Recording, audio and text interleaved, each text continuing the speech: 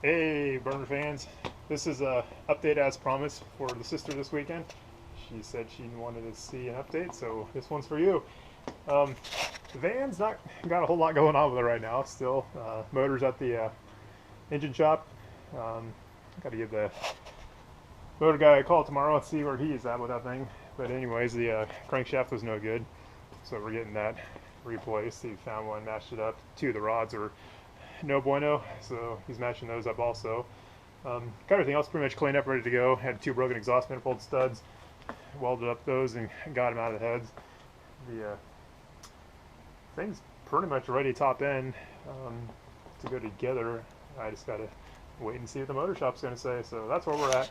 Obviously, you can see in that dark hole there, yeah, we're missing a V10. So anyways, not much going on. Like I said, I got two roof vents the other day. Stick those in there. Hopefully that'll be a pretty easy project, but I'm not going to cut those in there because I got a bunch of clean motor parts in the back and I don't want to fill that all with aluminum. The old burner vehicle, it is coming along slowly. Right now I've been working on electrical on this thing for a while. I've done a bit there. Got some electrical spaghetti, as you can see. This is all the 12 volt DC stuff. This vehicle has two entirely separate 12 volt systems, so one, not if, but when one does fail, we can switch over and power the whole thing up off the other one. And also I can get more power out of this thing because I'm running inverters off this thing too, and plus I gotta run some cooling fans on this thing to try to keep it happy enough out there in the plate of about overheating this thing. But anyways, got our switch panels up the other day. If I can figure out how to get my label printer to print sideways, I'm going to label these switches here. But these will be all of our headlights and driving lights pretty much, engine control, radiator fans, generator circuit, and then these will just be auxiliary lights and stuff. But anyways, got relays on the big heavy draw stuff, and the rest of the stuff, a lot of LEDs on this thing, so I just going to be running some fuses on here. Got my A battery, B battery. This is kind of a combo of both. A and B and grounds, and another junction block for all my navigation lights running everywhere on this thing. A lot of LED lights, marker lights and stuff. That mess there, we're still trying to figure out what the heck we're going to do with. But anyways, that'll be a project for another day. Cruising around at the front. Not much is going on here in the front. I had these fans mounted in here. I think in the last video, main radiator fan off the Mustang. Dodge ProMaster one here on the side. That's just going to be auxiliary.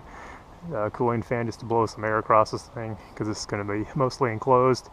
A lot of space on the wood, but of course I got aluminum or sheet metal underneath this thing to keep it from catching on fire, hopefully.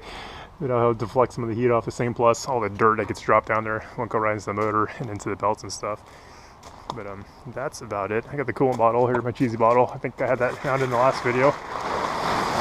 But the other mess going on here, I got her permanently temporary mounted batteries in there. Again, we got two different systems. Got my A battery running the engine primarily, and the stock alternator it had, all the fun stuff, PCM, all that jazz. B battery will be running off that Ford alternator. It's going to be basically running the big power inverter going down here. It's like a 2,000 watt inverter, big guy. I'm not going to be running that much power out of it, but it's backup for backup, so when the generator mounted out back blows up, it seizes on the playa, all else fails, we can fire that thing up. I'll probably have a small inverter on here too, just as a backup for the backup for the backup. But anyways, some real hokey wiring going on here for my engine bay fan, the radiator fans. They're heavier current draw. I got a resistor on one of them, so it's not running full power. But anyways, that's just kind of, again, permanently, temporarily mounted there. This mess here is a mess. So yeah, rat's mess. I'm not really happy. I'll clean that up someday right now, but it is functional. This is our master disconnects for the whole thing. Got my A battery, got my B battery, and this is the tie-in. So if one of the alternators drops out, I can turn this switch on here and it'll connect the batteries together. So that is the theory behind that. Or if we just have it parked out somewhere, we're not running the engine and one battery is kind of getting weak, we can kind of keep them both floating together by tying that in. Still not sure where the trap door exactly is going. I'm actually thinking I might put this one here and then make a second one over here, just to give us more workspace and access to get through here. Lord knows what kind of repairs. There's my cap I couldn't find out there in the playa. So anyways, that's about where we're at. They get it all fired up, and it actually does have a charging alternator now.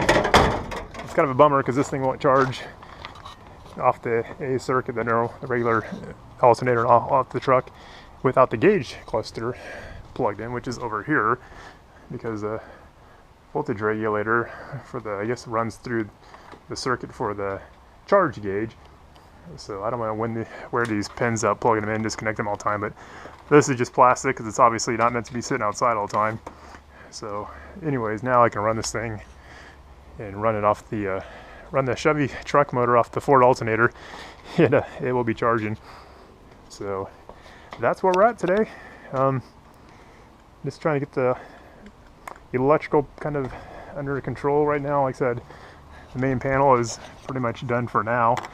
I got everything tied from the batteries to the panel that switches is all done, vice versa. So now I'm just doing my branch circuits. I just ran the headlight one. My old extension cord and repurposing that.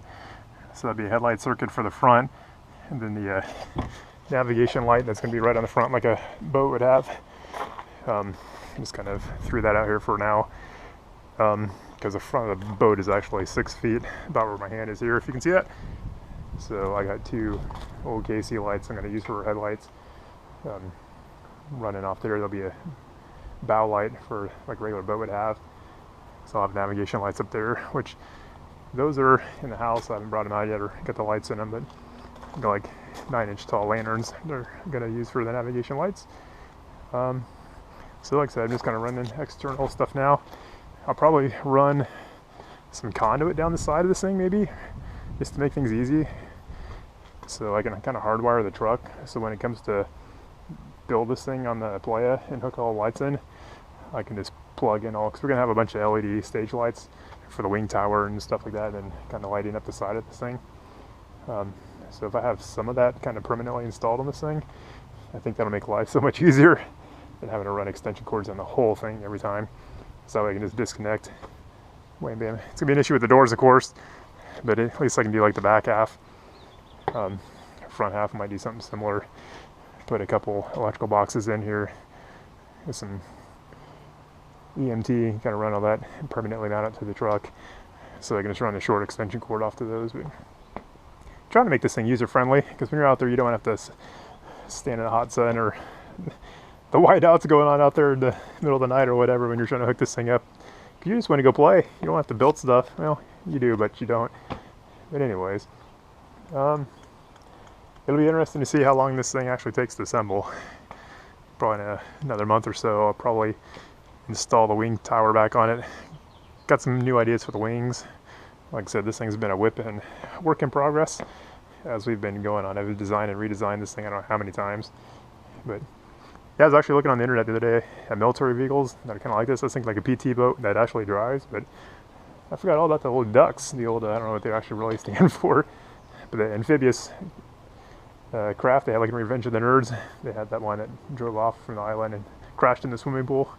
But that actually is kind of similar to what we're building. So the front of those ducts are just flat across the front, which looks really boring.